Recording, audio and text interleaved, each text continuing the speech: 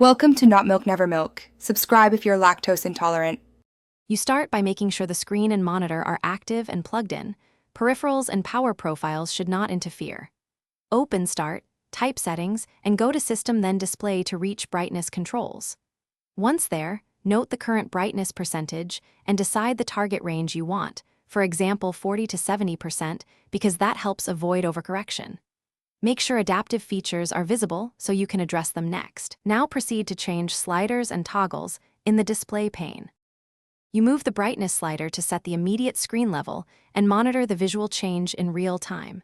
Small increments are easier to evaluate. Once done, toggle adaptive brightness or night light if you want automatic adjustments by ambient light or warmer tones at night, because that reduces eye strain.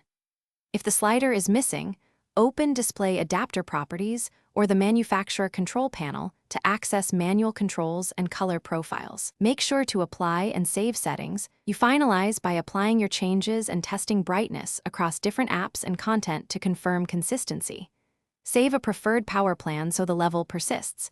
If controls are unresponsive, update the display driver or restart the PC because that often restores missing controls.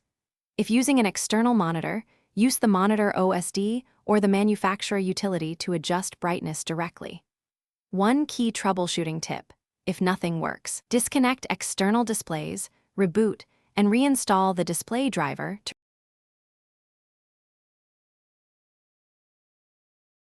Thanks for watching. If this was helpful, leave a like and consider subscribing. See you next time.